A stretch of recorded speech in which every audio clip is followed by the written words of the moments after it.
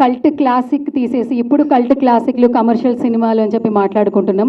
అప్పుడే ఎంతో సక్సెస్ని చూసి ప్రతి ఒక్కరికి ఇన్స్పిరేషన్గా ఉన్నటువంటి one and only director RGV గారిని మాట్లాడవలసిందిగా రిక్వెస్ట్ చేస్తున్నాం.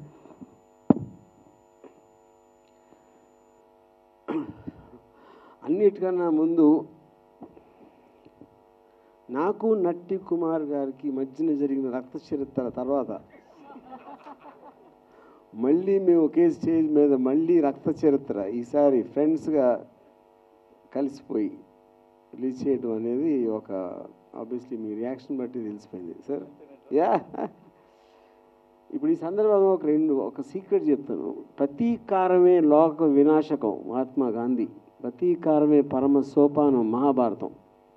ఈ రెండు కూడా వాళ్ళిద్దరూ ఎప్పుడు అనలా. అది నేను పెట్టినప్పుడు ఆయన ఎందుకు ఎప్పుడు అన్నారంటే ఎవరు పట్టించుకుంటారు, ఎవరు తెలియదు. ఇప్పుడు మహాభారతం అంతా చదువుతారా, ఎక్కడ ఉందా లేదా అని. ఇప్పుడు గాంధీ గారు బయోపిక్ చదువుతారా, కానీ అది ఉన్నా లేకపోయినా బట్ రక్త చిత్ర సబ్జెక్ట్ మ్యాటర్ కాంటెక్స్ట్లో అది చాలా కరెక్ట్ అయింది. ఇది అంటే టోటల్గా ప్రపంచం అంతా ఒక శాంతికి ఒక యుద్ధానికి మధ్యన కంటిన్యూస్ కాన్ఫ్లిక్ట్లో జరుగుతూ ఉంటుంది, అది అందరికీ తెలిసిందే. అండ్ డెఫినెట్గా రక్త చరిత్ర నా కెరీర్లో చాలా స్పెషల్ ఫిల్మ్ అది. ఎందుకంటే ఆ పర్టికులర్ అప్పుడు జరిగిన స్టోరీ అనేది దాంట్లో క్యారెక్టర్స్ ఇన్సిడెంట్స్ నేను చాలా విపరీతంగా స్టడీ చేసి చేయటం జరిగింది. ఈ kind of A larger than life characters, చాలా హార్డ్ హిట్టింగ్ సాంగ్స్ కానీ అంత ఇన్ ద ఫేస్ అనేది నేను నా కెరీర్లో చాలా స్పెషల్ ఫిల్మ్ నాకు ఇది.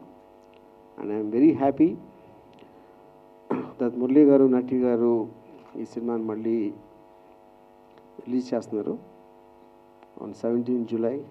అండ్ నేను చెప్పినట్టు ఇప్పుడు సాటర్డే 11th 4 o'clockకి బుకింగ్ ఓపెన్ చేస్తున్నారు. So I really looking forward to watch the film in the theatres and thank you very much. ఒక్క క్వశ్చన్ సార్, రక్త చరిత్ర ఇంకేమైనా అంటే ఫ్రాంచైజీలు మళ్ళీ పార్ట్ 3 అట్లా ఏమన్నా ప్లాన్ చేసే సిచ్యువేషన్స్ ఉన్నాయి? రక్త చరిత్ర 2లో ఉన్న వాళ్ళు అందరూ పోయారు, ఇప్పుడు ఎవరితో తీయాలి? కొత్త వాళ్ళతో కాదు కదా, ఆ క్యారెక్టర్స్ అప్పుడు ఉన్న క్యారెక్టర్స్ ఎవరెవరి మీద బేస్ చేసి అనేది అందరికీ తెలిసిన విషయమే. ఆ పేర్లని వాళ్ళలో ఎవరు ఇప్పుడు లేరు, ఉన్నోళ్ళకేమో ఇప్పుడు అంత సీన్ లేదు. ఓకే, ఇంకొకటి సార్ చిన్న క్వశ్చన్. ఇప్పుడు ఇక్కడ మన టాలీవుడ్లో మల్టీ స్టార్ల ట్రెండ్ నడుస్తుంది సార్. సో ప్రతి సంక్రాంతికి ఒక మల్టీ స్టార్ ఖచ్చితంగా వస్తుంది. సో ఆర్జీవి గారి నుంచి మేమేమైనా మల్టీ స్టార్ ఎక్స్పెక్ట్ చేయొచ్చా ఫ్యూచర్లో? నో. 1 minute క్వశ్చన్ అడిగాను సార్, 1 సెకండ్లో నో చెప్పారు. అంటే ఇంక ఇంట్రెస్ట్ లేదా మల్టీ స్టార్లు చేసే కైండ్ ఆఫ్ ఫిలిమ్స్లో అది రాదు. ఇంకోటి సంక్రాంతికి ఫ్యామిలీ ఫిల్మ్స్ వస్తే నా జీవితంలో నేను ఫ్యామిలీ సినిమా తీయను. మీ మీద ఒట్టు, నా మీద ఒట్టు. ఓకే, సూపర్, గట్టిగా వేశారు ఒట్టు. సరే, మల్టీ స్టారర్ చేయరు, సో ఫ్యామిలీ ఆడియన్స్కి చేయరు. ఇప్పుడు చేస్తున్న ఫిలిము మేము ఎట్లా కనెక్ట్ అవుతాం టాలీవుడ్లో? అది కాప్స్ మీద సినిమా, అది ఇట్స్ బాంబే బేస్డ్ స్టోరీ. అయిపోయింది దీని ఆన్సర్ కూడా. మొన్న సలార్లో కనిపించారు సార్ యాక్టర్గా. సారీ, కల్కి కనిపించారు సార్ యాక్టర్గా. చూసారా, మీరు పక్కన నుంచి ఉంటే మెమరీ కూడా పనిచేయట్లేదు. సరే, నెక్స్ట్ ఇంకా మళ్ళీ అలా ఆర్జీవిని కొత్తగా ఏమైనా చూడొచ్చా 70mm? నేనేమీ కనిపించలేదు, కనురెప్ప వేసే లోపల వెళ్ళిపోయాను. దానికి కనిపించడం అన్నది దాన్ని. అలాంటిది ఏం లేదు. ఓకే, ఇప్పుడు అంటే ఫ్రెష్గా వచ్చారు కదా ముంబై నుంచి, ఇప్పుడే ఫ్లైట్ దిగి వచ్చారు.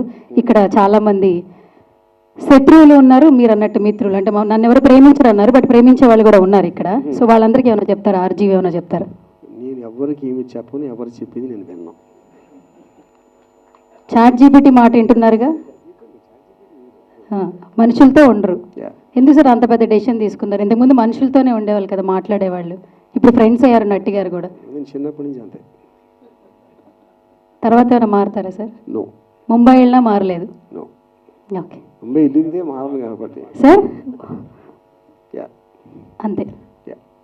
ఓకే, అయిపోయింది సార్. Thank you. థ్యాంక్స్.